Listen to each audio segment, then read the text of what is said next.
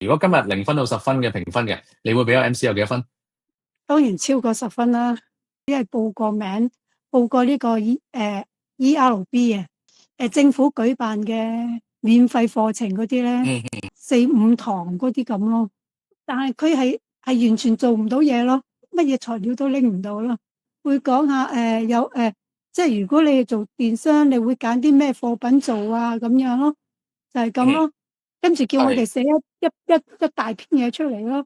咁即係任我哋去揀一個電商去想要推銷嘅嘢做，但推銷嘅乜都冇，總之乜都冇，淨係叫我哋揀一個樣嘢要做嘅，你點樣推銷，其他乜都冇教咯，即係成本好低啦，唔需要去搞好多咩商鋪啊、銷售啊嗰啲啊、請人啊。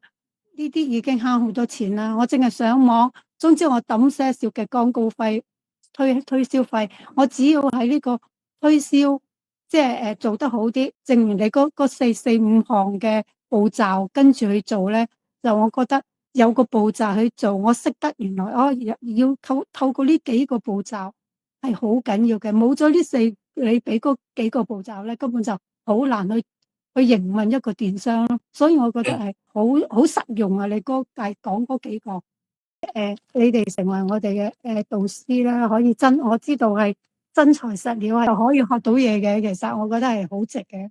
咁你哋個團隊啦，由你帶領之下，我都相信係好有實力，同埋好踏實，可以依靠、信得過嘅，絕對可以成功嘅。